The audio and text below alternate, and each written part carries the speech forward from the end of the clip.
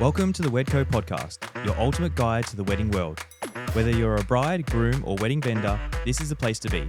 Join us as we dive into real stories, expert advice, and behind-the-scenes insights to help you plan the perfect day. So grab a seat and let's celebrate love, connection, and creativity together. Before we get into this episode, I'd love to ask you a super quick and easy favor. If you're enjoying the Wedco podcast, please hit that follow button on Apple, Spotify, or YouTube. It might seem small, but it makes a huge difference in helping the podcast grow and means I can keep bringing on amazing vendors to share their insights with you. Thank you so much for your support. It truly means the world. Hello and welcome to the Wedco podcast. I'm Toga, and today we have Jake on the couch with us. Thank you so much for coming on, mate. My pleasure, mate. It's I know you've been off around the world everywhere. You're doing a lot of stuff, so I really appreciate the time for coming up here. Thanks, mate. It's a privilege to be invited. It really is. You did a great job. Thank you. So where were you just recently? So at the time of filming, we had a cyclone fairly recently. Yeah. I imagine that's a pretty hot topic. And I just was right in the middle of my most busy travel schedule ever. 23 flights in 27 days it was, which is stupid. And but I do have trouble saying no. And particularly I think when I have this penchant for firsts. You know, like I haven't done a wedding on Phuket. Yeah, okay. Yep, now you have. And the request comes in and I literally said, I'm so sorry, I'm not able, I'm totally flat out. But I was able to give a bit of thoughts and advice on what their plans were and everything. And I just said, you know, if your plans happen to change or the dates came back, what dates can you do? The only flights I could get, I had to leave on the 10:55 a.m. flight out, and they flew in the night before. So we did a morning, a dawn little ceremony for them. Amazing. Cyclone happening at home, wife and kids at home by themselves in a cyclone. Yeah, fabulous. Found out about it when I landed in KL on my way to Phuket, and then had to get home to a wedding in Toowoomba, postponed. Okay. Wild. How did you get to this point? Let's talk about a little bit about your backstory. Yeah, sure. And how we got there. Yeah, great. Buckle up. Based on that answer. So I studied engineering and business, but got a job as a result of that in a nightclub, 500 metres from the university, because that's where I spent more of my time. After a few years, bought the nightclub. Did that for about 5 years, then got into real estate, and from real estate was offered a job as a pastor in my local church. And that's when people started asking me to do weddings, like a lot. And you can't say no. Yeah. And when I got offered that job as a pastor, like it was the week that I was about to propose to my girlfriend as well. So that was interesting. So babe, you know what I earned last year? Well, divide that by 3 and will you marry me? So she must have been drunk. Just passing the drinks all night. Yeah, wild.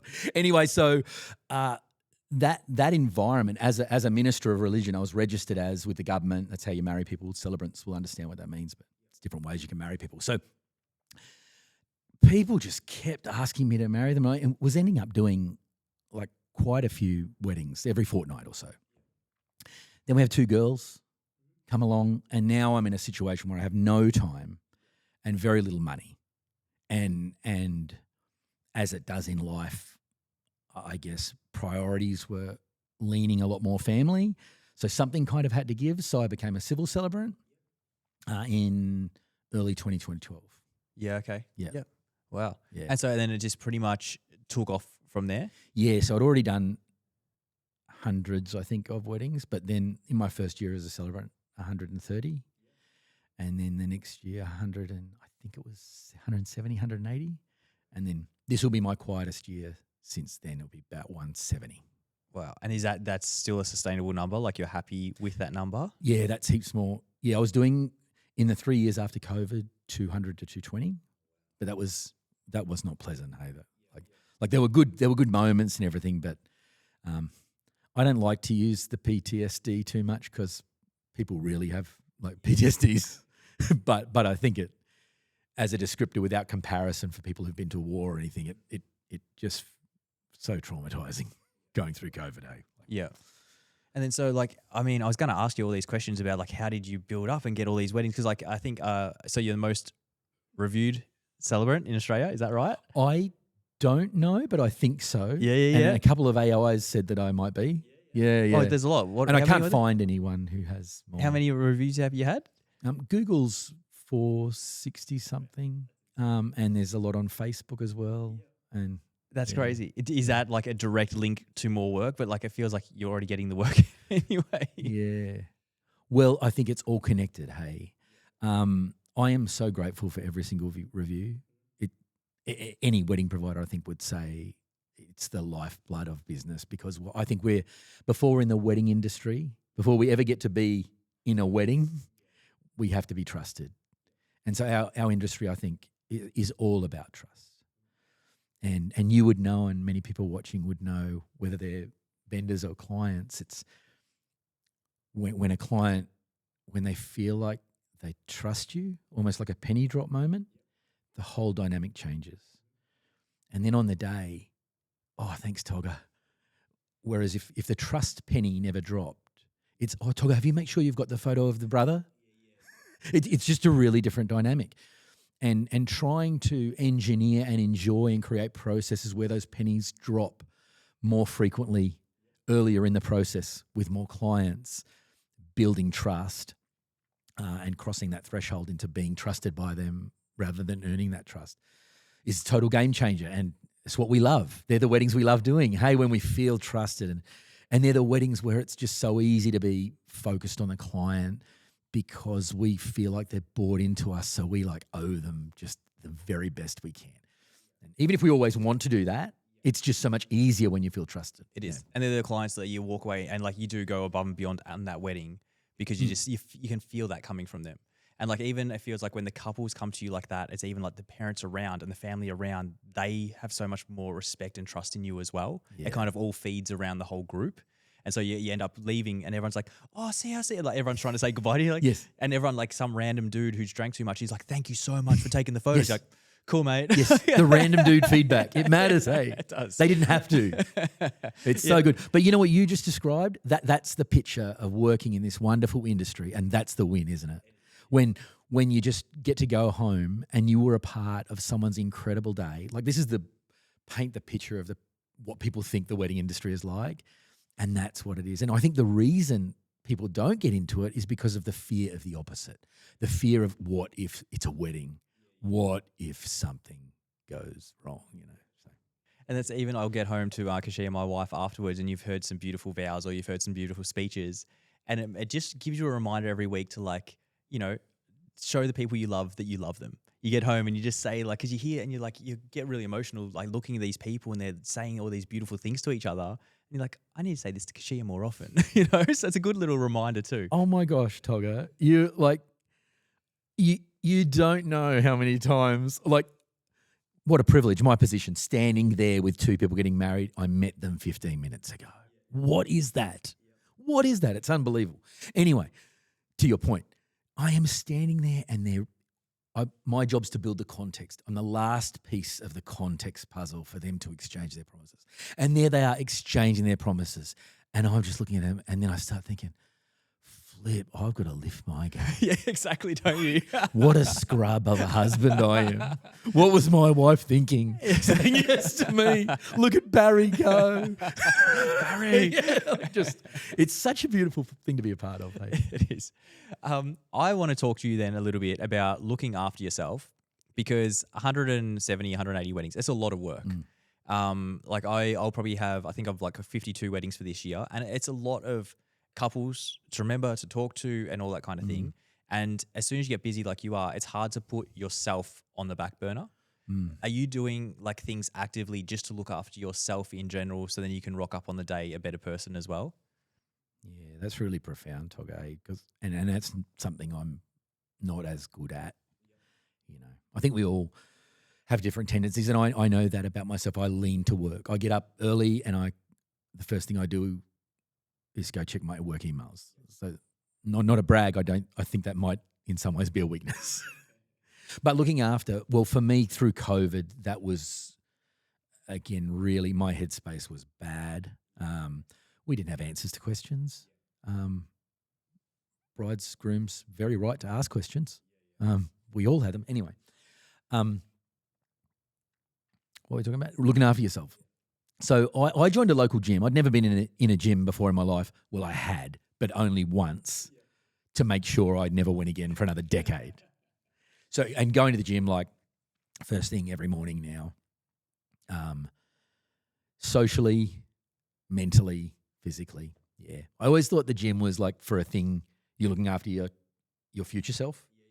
Yeah. Like gym today and every day. I have to go every single day. I have to pay membership every single week so that I feel 10% better in 20 years. But during COVID, it became going to that gym right now gets me through today. It clears up my headspace. It lets me have little wins. It puts me through a struggle that I survive. And then I can go and do emails from a position that I've already sort of won the morning. And that was really critical for me then. So that has continued. And yeah, my social life is kind of a bit absent though, hey. I don't know that's unique to me in the wedding industry though. It's a bit tricky. When I chat with you, 20 minutes before the wedding and you're frantically setting something up and I am. It's hard though. Because like you go to the weddings and that is your social setting. I used to work in a bar early on and my wife would shoot weddings with me and I'd come home. I didn't know that. That's nice. I'd come home from the bar and you've seen enough people. Like you get home and you're like, I don't need to talk anymore. And whereas Kashia has been sitting at home, she might have been doing some uni work or something like that. And she's like, brrr. And so it's kind of the same with weddings where that is almost becomes your social fix as well. Yeah. It's not the same as hanging out with close friends, but it's enough to kind of get you by and be like, I'm okay with that for now. 100%. And you're in the same lane, heading in the same direction. There's so much contextual stuff to talk about. And then I can talk a bit about your business and you can talk a bit about mine. And as long as it's appropriate and mum and dad aren't there and it's 5 minutes before the ceremony and we're talking about the wedding yesterday, but it is. It's genuinely feels like friendships to me, the wonderful people we get to work with. But it's not the same as the friendships you had before you never had a weekend. Do you have set weeks, months, or anything like that where you're just like a solid, I don't work during this period? No, but I'm going to. Yeah, I think I'm going to start using some frequent flyer points and maybe take my wife to Bali just for a week in a February or something every year just to deliberately be away. Exactly. Just have that ritual of like this week is like, and like this is when we go away. Yeah. I might even do like what do you call that thing when you set your emails up? Auto respond out of office. Yeah. I might even say. No way. So what does life look like this year for you with 170 weddings? Like I can't even imagine like looking after 170 clients. Right. What would, I guess, someone's come through and they've inquired with you and they're like, yep, Jakey's our man. What does that process from booking with you through to their wedding day look like? Awesome. So all of our businesses from that perspective, first of all, they're all totally different, hey? Different needs and everything. And like I wouldn't have a clue how do you do your job, but part of a celebrant's job, generally we need to do a few more weddings than photographers. So part of our upskilling and everything is that we have to get efficient with those processes and everything. So my process used to start 18 months out because that's when you can legally start signing paperwork. And then like last year, I said, this is madness. I'll start at 12 months out because they don't need to be doing paperwork and so much changed. And just recently we made it 6 months out. So I feel like some of my clients, I feel like the risk there is that I've forgotten about them or something. Whereas when I was keeping them busy from 12 months out, there was that trust building that went on. So I'm hopeful that people can still see or feel that trust. But that's what I'm kind of managing at the moment. I want my clients to know that I never forget about them. And there are times in my life, appropriate times in my life, where they are kind of all that matters. Yeah. But managing that is just really good with the systems. Yeah, systems in place, systems that you trust, but that you can also check because no system's perfect. Usually my systems are a lot more reliable than me, though. But again, I even love that part of my job. I love the part of having a look at everyone who's got workflows, of due this week, and not just ticking the box, but looking at where they're at in their journey and if they've been interacting with me and what they're up to. Clients will never know that that's happened. Maybe I need to get more visible with that. But to answer that question, it is a lot more systems based, and in the same way, I will always try to make my next wedding my best wedding, even though there's foolishness in that statement. But generally, how can I do this one better? Same thing from the back end. Hang on, I've written this email 5 times, different people. So this is a question or a concern. So I have an opportunity to turn this frequent question into a way to make not just the 5 clients that ask me, and not even just the 50 clients that might have thought it, but only 10% of them actually asked, but every single client from now on for the next 100 years. Yeah. We can keep going to the gym that much. 200 years. Just build more trust. Have the appearance of more knowledge. Not that I had any more knowledge, but just putting it down so they can see it. Another little question that they might have not even thought to ask. Answer. So always trying to treat the systems like a wedding, in that the more we're tweaking them and making them more efficient and more helpful for our clients and more fulfilling for them. I think you forget too, like you don't really realize how much knowledge you have as well. And it's like, it might be a simple question that you wouldn't even expect anyone to ask you. But then actually, like you said, like making a system and writing that down, and like before they've even had to ask that question, it's such a simple thing for you, but it's be like so helpful to the bride and groom as well. So it's cool that you are doing that, because there's so many times where you, like you said, you will write that email 20 times and you're like, I'll just write it again, And then there's a 1 second, you're like, why don't I just make that a template? And you're like, yeah, here you go. Yeah. Or add it as a thing in your journey with the couple that you tell them about it. And then they get so much information. I never think they will read this and it solves the problem and I'm not going to get the emails. No, the win is that some of them will pick it up, and others, when they email you, go, oh, great, in that thing that we talked about, you'll see it. And then you have a template as well. And then we're just building trust and everything. But it's funny you say that, Toga, because what you said about we forget what we know, that's what we all talk about you with this podcast. You're really able to tap into people in the wedding industry and draw out really powerful and helpful and interesting conversations. Until now. I appreciate it. It's really definitely not natural to me. But it's like just me trying to think of like, what don't I know, and then asking you that question. Because like I've been doing weddings for 13 years, but there's like, I know nothing about being a wedding celebrant. Amazing. I know I've been married. I don't know what we did to get married. Like, you know what I mean? Like, I don't know, like, what did we need to sign again? Or I actually, like, to this day, if someone asked me, like, what do you legally need to do to get married? I wouldn't be able to tell them. Yeah. And so it's just like little things like that would be super helpful to a couple that they just got engaged. They've never even thought about marriage before. But now, like, what do we have to do? You know, so it brings up one of the quirkiest conversations that I still don't think I do very well in my job. It's when someone's been divorced and they sort of bring it up and they say, oh, yeah, so I've done the paperwork before. Like that. Yeah. And then you're explaining the paperwork. Yeah. How do you do that well? Yeah, exactly. Because you know they've forgotten. And you don't want to bring up, as you know. As you know. As you know. Oh, man. Could be an awkward conversation. Yeah, it's really lots of tiptoeing. Where are most people finding you currently? Like, I mean, when I look towards you from the outside, I feel like you have so many good connections with realistically everyone in our area. Everyone, like if I say, yeah, I'm having Jake on the podcast, like the amount of people that message me back are like, they just loved it. And so how, like, are you getting most of your inquiries still from like Instagram, or I feel like you must be getting tons from referrals from everyone else? That's really nice to hear. Yeah, everyone was so pumped. Yeah, wow. That touches me. I take those little wins. Venue recommendations. Irreplaceable, aren't they? Like, so that will always be it. I feel, I can feel another long answer brewing. I apologize in advance. But I feel like you need like 5 or 6 back scratches as a couple getting married to get that trust penny dropping type moment, or the whole I'm sold. And one type of meaning of that is signing a contract and booking, but I'm sold might happen before that or after that, and that's where the trust is and the win is. And so, yes, incredible amount of referrals, and I can't be grateful enough for that, because it really is the lifeblood of my business. And my CRM would tell me that about a third come from Google, about a half from referrals. Yep. Like close to 50%. I think it's 51, 49, around there. Yeah.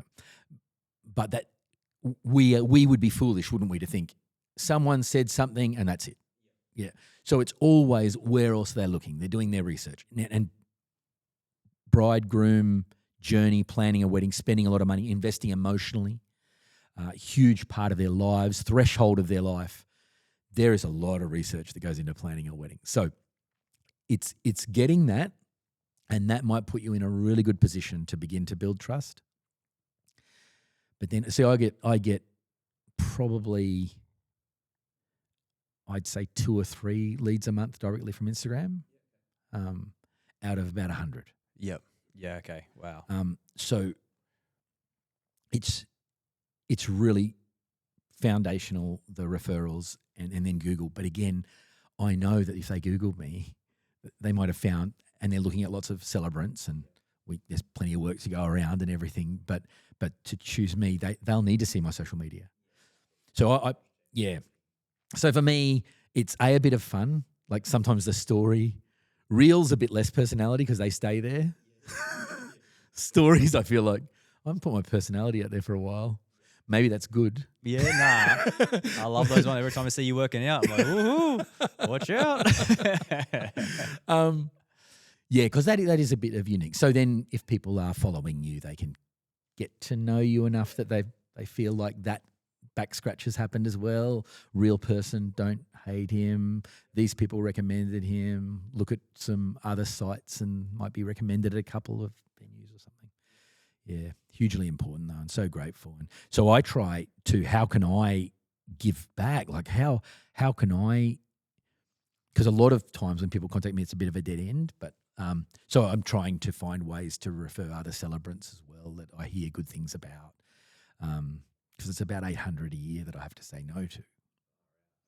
Because that's the thing, to do, like to go from doing 0 weddings to 50 in a year. How many in that year? How many couples have to think, I want to book that supplier for you to book 50? And it's not 50. It might be 60, 80, because, oh no, you want to get married on the same Saturday? I know. There's the wedding problem, 25th not of October, 25. There we go. Huge. Yes, huge. massive. 10th of October, 2020. Yeah, exactly. Trauma. Massive. So to get from, that's hard. That's hard business building to get there, but you don't need as much quality inquiry. Yeah. Then to get from 50 to 150, I think or to 100, is easier because you've got momentum. You're moving around. You're doing weddings, so you can speak with a greater authority. But to get the 151st wedding, you need more than 500 inquiries because you're booked for them all. Yeah. And then obviously some people don't want to book you. So yeah, that's the thing, is that the amount of quality inquiry I need to sustain my business. My wife isn't able to work. Got 2 daughters. No one should care about this, but for Trent, we're talking. I need to earn more. Yeah, exactly. That's kind of my job, as I'm also dad and husband. So no couple needs to factor that in. No one should or anything. Not asking anyone to, but I've got to. Yeah, exactly. Grunt and get you this got to thing. provide. You're doing this. Yeah. So it's not 200 inquiries. I find to get to the 170, 180, I need 1% of inquiries of every wedding that happens in Australia. Of every wedding in Australia, 1% has to inquire with me. So that's why I try to be friendly. That's insane. I haven't really thought about that. Like the amount of leads, like you said, what, 1 in every 20 you'd be, I mean, sorry, it'd be the other way around. Like 19 in 20, you're like, I'm booked for that date. I'm booked for that Saturday. And like, it's so disheartening when you get that lead and you're like, booked again. I mean, I'm at, like I said, 52 for this year, and I'm definitely getting that now. Yes. Yeah. Where like, it's just so disappointing, and you don't want to do the kind of the hire, you know, other associate shooters to shoot for you and all that kind of thing. But then it's like, but then how else? Man, I can't get 1,000 leads every year. That's a lot. But that's our challenge, isn't it? How do we make this business so we're always trying to balance the pendulum? I'm getting lots of inquiries that I'm already booked for, so I kind of have to have written that off. I'm not disappointed at all anymore. But I want to get better at where's that wedding? How can I just be a little bit helpful? I did a wedding a couple of weeks ago, and they said they booked me because I sent such a caring email to their friends who wanted to book me, but I wasn't available for. And so I need to. And in my head, I'm like, I don't usually do that. Who did that now? Yeah. But I remember a few times. Sometimes I just see enough in there, and I feel like this couple need a bit of help. You know, a lot of the times it's 6 weeks before the wedding, and I go, I can't just say no. These couple, it's going to be hard for me to say it in a friendly, diplomatic way and sound like I'm not being like, but I've got to word something here. They need to know they need a celebrant this week. They probably don't know that because they're being very, I get this beautiful inquiry, and it's like they feel like they're choosing a celebrant, you know, and their marriage is in 6 weeks. And it's like, I need to help them understand that inquire with every celebrant you can, and whomever is available that you like, that gets back to you the nicest, because if you want to get married, then it's time. Yeah, you got to do it. Yeah. And that's like when I get couples, you know, because I guess kind of venue, probably celebrant and photographer kind of come similar times, I would say. But like if people ask me, and the same thing, like you are one of the 3 that I recommend, and I'm just like, he's just a really nice guy. You know, like I don't really choose people who, like there might be some super trendy florist over here or whatever, but it's like whoever I recommend are just nice people. And as soon as you tell the couple that, I feel like that resonates with them as well. It's like, I just like working with good people. Wow. And what a back scratch. yeah, but like that, but then like most of the time, if I say that to a couple, they will inquire with you, and you're booked till 2028. but you know what I mean? Like, it's, I think just because the personality you have and what you give out to people, and it might deplete you when you do give that out. Because I know a lot of people I speak to in the wedding industry probably lean more towards the introvert side of things. Yep. But then you're at a wedding and you have to be extrovert and you have to be out there. And I feel like a lot of vendors after the day are just like, ugh. But it definitely like what you give off on a wedding day, and when anyone asks you questions, you are forthcoming with, you know, anything you need to give out. And it's just, yeah, people just pick up on that. Yeah. I think that's something I enjoy doing, you know, and I know you do too. When we talk about a wedding, but we are tired later. Yeah, yes, definitely. You know, it's not tiring. Yeah. But how am I so tired? Yeah, at the end of the day, yeah, for sure. Yeah, the next morning you go to the gym and you're like, I feel hungover. Like I definitely didn't drink, Oh and my I'm gosh. like, so like couples. Then obviously they have a time frame. When are most couples kind of inquiring with you in general? I know you're getting a lot of leads, but do you kind of have an average of when people would start getting in contact with you? Yeah, they ask me that a lot, and I just say now. Like, and then I soften it a bit because I really do believe this. It's as soon as you're comfortable, because the longer you wait, the less choice you'll have. It's just simple math. The longer you wait, so that's fine. But if you're not comfortable yet, then you're not ready. And I mean that in a helpful way. You know, like imagine like you get proposed to. Oh my gosh, I'm engaged. Quick, call a celebrant. Too soon. But there's a time when whatever that journey looks like for you, and the usual journey, start Googling, look at recommendations you might have got, Google, do a bit of whatever your research looks like for you.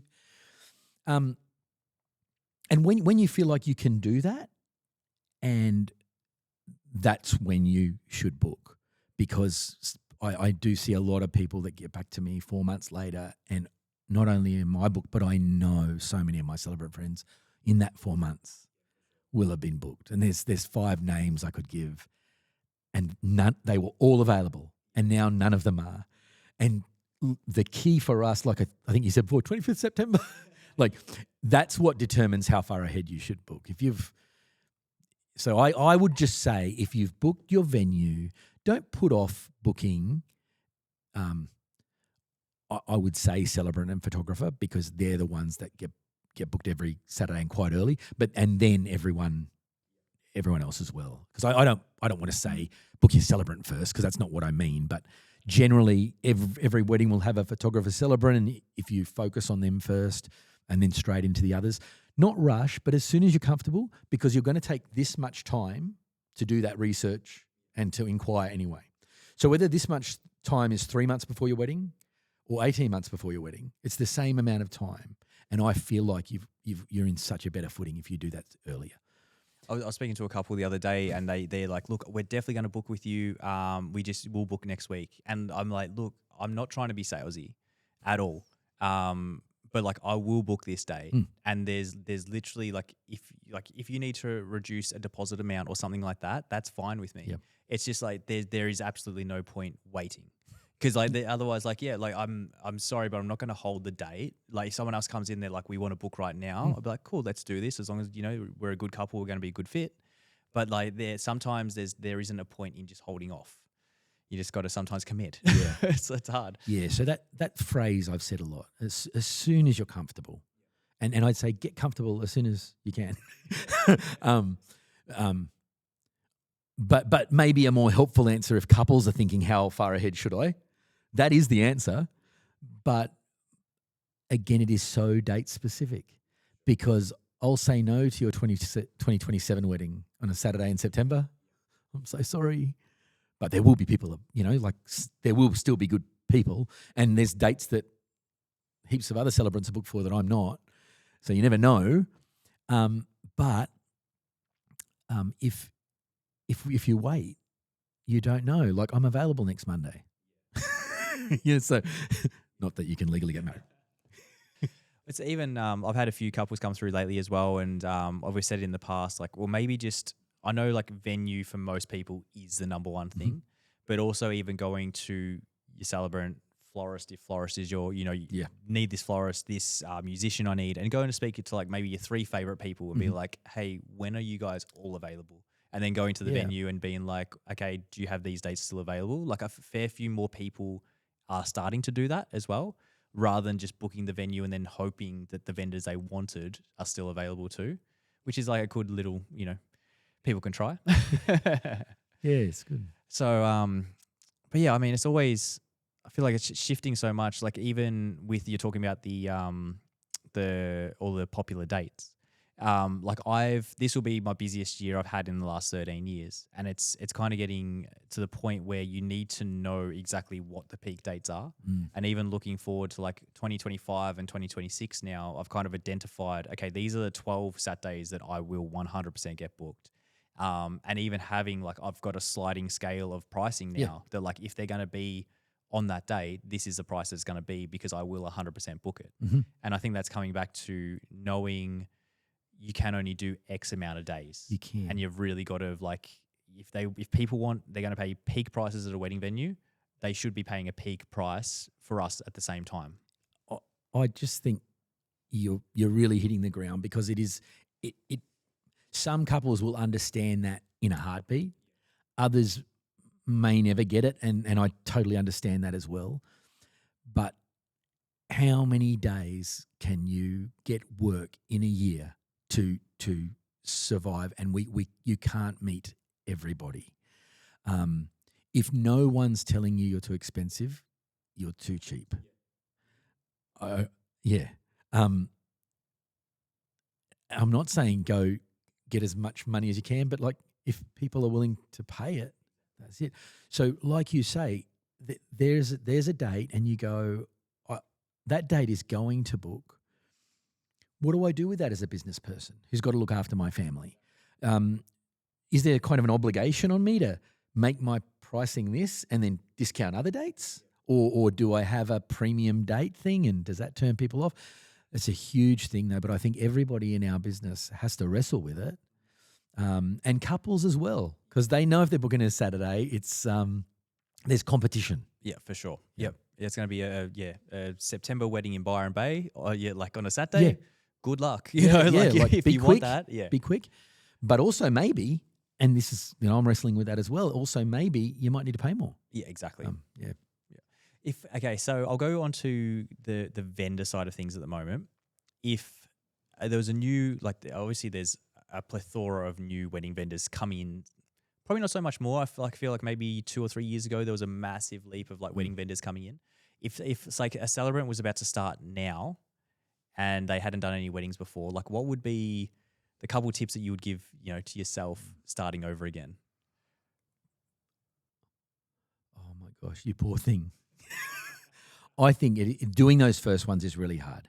I had a mechanism. I was in a church, and that's conducive. Had the ability to marry, friendship, knowledge. So if you are starting out, then what ideas could I come up with? Maybe you could ask other service providers if they know of anyone who needs a celebrant. Here's a little bit about me, and if it's a date that people can't do, or it's hard, or it's last minute or something, I will do it. This is what I'm going to charge, but this is what I will charge. Because if you're going to have a career, if you're investing and you want to make a career out of this, it will not happen if you haven't done a wedding. Yeah. And then it will not happen if you haven't done 10. So right now, looking back to me, if I was having trouble doing them, money would not be even an issue. The balance of the trade-off for the experience, for the income, it's all experience. The experience is invaluable, because as soon as you can say, yeah, I've done 3 weddings, then it's easy to sell as a discounted service. Oh, he seems like a nice guy, the photographer that recommended me, and it was awesome. He was friendly. Whereas if you're trying to balance making money on those first ones and wondering what to do, my advice there would be ditch the income side of it as much as you're comfortable. But I love my job so much. And if I was speaking to someone who's going to love this job that much, just get a wedding under your belt and then get another one. Because you and I can talk about tweaking pricing. But when you don't have momentum, you can't. I feel like that'd be harder, actually. As a photographer, you can always go do a couple shoot. It's pretty easy to hey, I'm doing free engagement shoots. And there'll be 10 people who'll be like, we'll do it. So it's a lot I feel like actually the barrier to entry would be a lot easier for a photographer. Whereas a celebrant, that's a pretty big deal. It's huge. It's quite unique to our country too. In the States, you get your larrikin, not that they use that term, but your mate who's got the gift of the gab to just get registered somewhere. But in Australia, there's a lot of barriers to entry to becoming a celebrant. So, I mean, how, with no knowledge of the person, and they've never done a wedding, it's just such a big stretch to get the booking. So, and yeah, you're right. Here's some photos I've taken. Here's a video of me doing a practice ceremony for the Attorney General. Exactly, yeah, for sure. There's nothing there. Yeah. Do you I feel like you kind of get established, for me, photography, videography, and up until that point, you learn. Now you're I'm kind of in a happy place. Mm-hmm. And I felt like it was almost 10 years where I didn't revisit my craft much whatsoever. Right. Are there any celebrants that you see outside of our area or anything that you look up to? Josh Withers. Yep. And then there are lots that I just think, look how differently they're doing things and everything. So I interact with lots. Josh, though, is selfless. He deliberately wants to give back. Almost tear to my eye type stuff. And to expense of himself at a lot of times as well. Yeah. He's given me tips that I see him gives the tips to everybody. And I'm like, how come they're not doing it? Totally changed the way I do business. So very, very generous and look up to him. But when people ask me about celebrants in detail, I say a lot of what I actually know of them in the job, doing the job, is because photographers tell me. I have some names because I know of them enough by reputation. Some I recommend that I haven't even ever spoken to, but I know Toga and a few other photographers have said, Venue recommends, and then I look at their socials. Yeah, I'm safe to tell someone to go to them. What was the question? Sorry, Matt. Yeah, just like looking up to other celebrants, or is there any like inspiration you get from, like, I would say you're at the top of your game. Is there many other people that you look to outside of that? Yeah, so I think everyone will do something better than me. I think that's a really good, respectful place to start. Someone a person that we were just talking about, a hypothetical person who's about to do their first wedding. I reckon I could find something they do better than me. I reckon it would be hard for them to coach me. I hope, and I'd be able to, I'd probably have a long list of things, but in that moment I could tell he cared about the groom. Magic. There's always something we can be learning. And I think everyone who tries to go out there and swing a camera or a microphone or a bunch of flowers is immediately worthy of so much credit, just because it is such a special day and we've crossed that threshold of going, I'm going to have a go at helping this couple with this most special day and take that risk. So I get things from people all the time that even aren't celebrants, the way, talking about their systems, but also, look at that lovely chat they're having with mum. I noticed that the groom noticed. That florist is probably going to get a review. For sure. Yeah. And you don't even think that, like, we're just walking around, like the people you speak to, it's very much like couple focused on the day. But then, like you said, you do have a chat to dad or auntie or something like that, and you don't realize how much it affects them as well. That's the thing I've really learned in the last 12 months or so is that people will speak well of their day. If you go buy a new car, there's 90% chance you're going to tell people, love my car.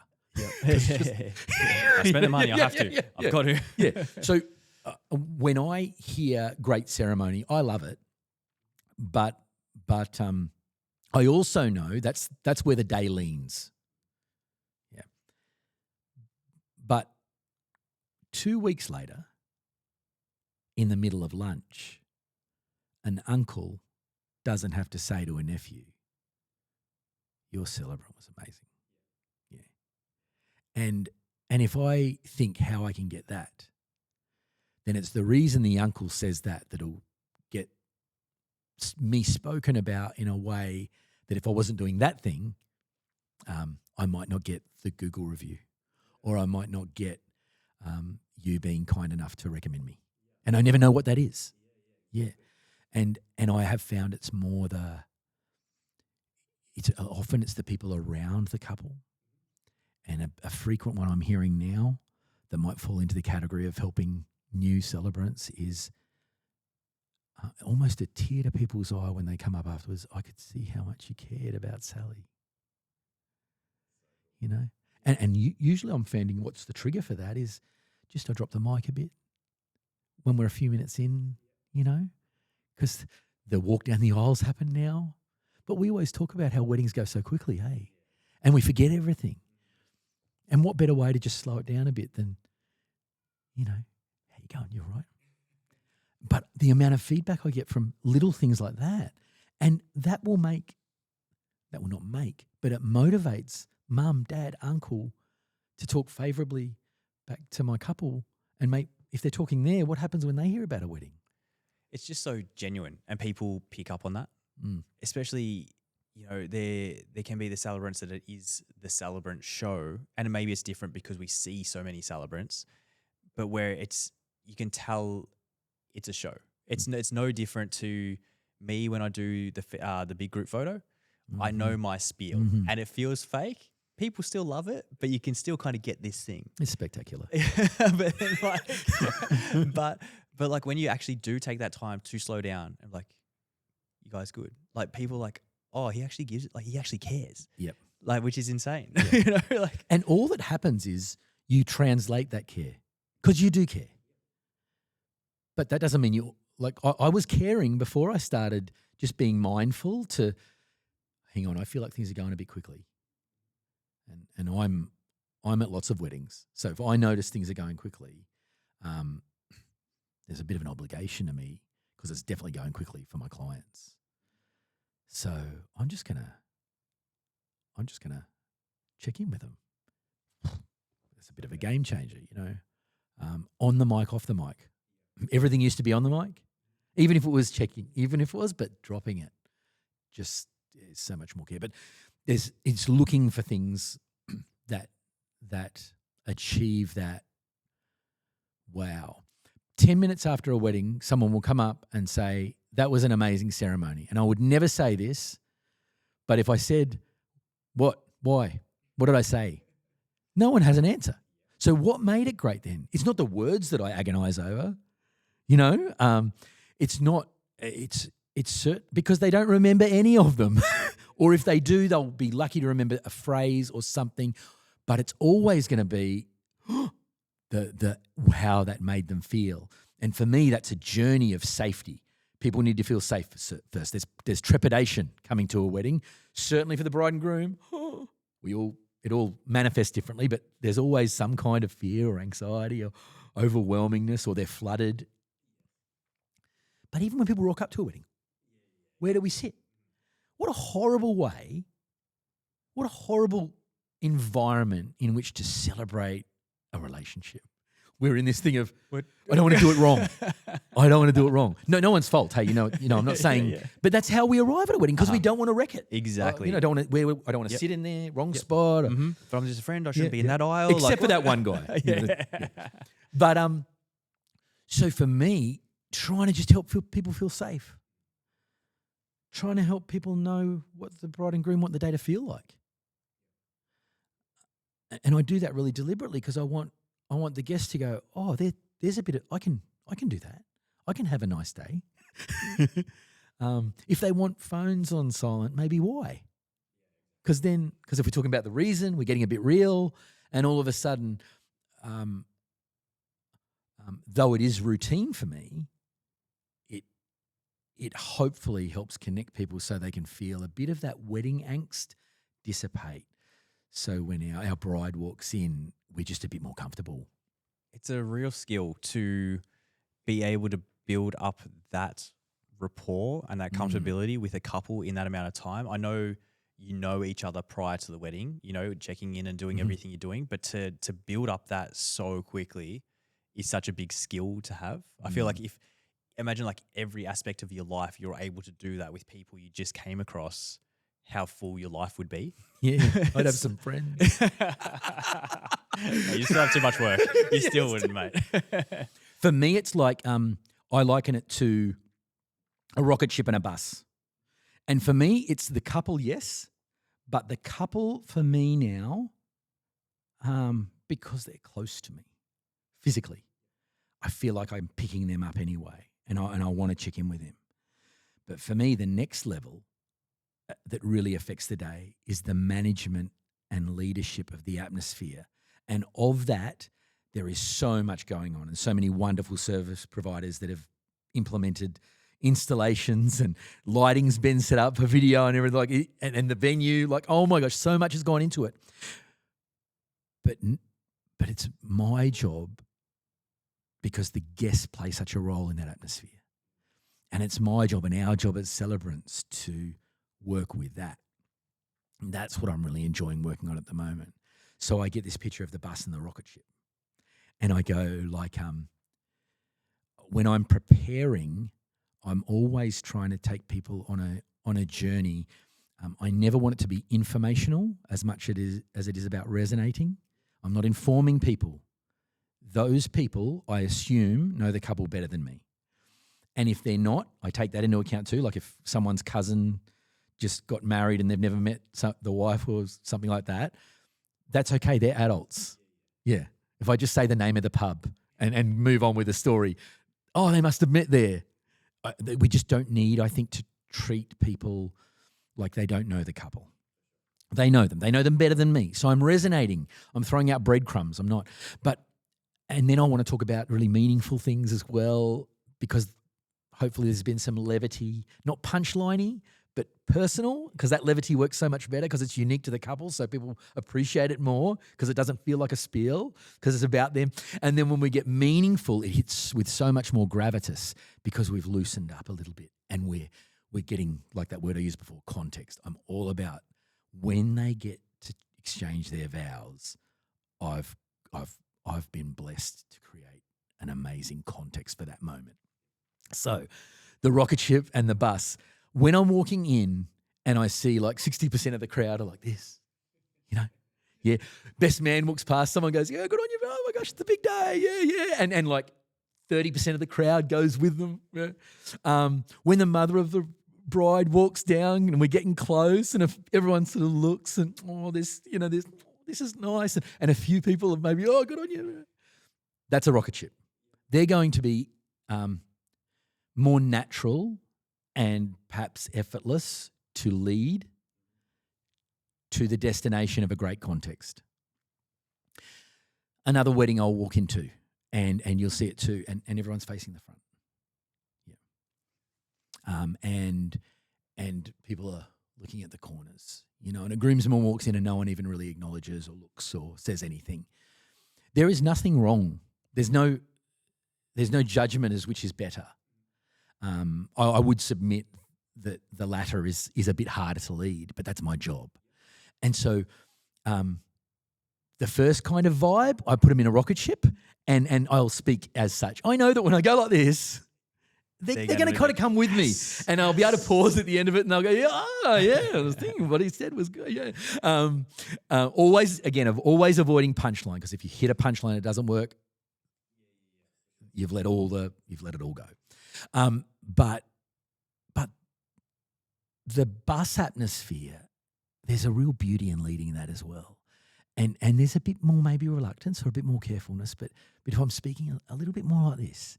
And I can deliver, and in my prep I'm thinking I might deliver it like this, or it might be, if it's feeling a bit more sedate, a bit more like this. Because if you try to put those people in a rocket ship, you're not getting anywhere, or there's going to be a lot of complaints.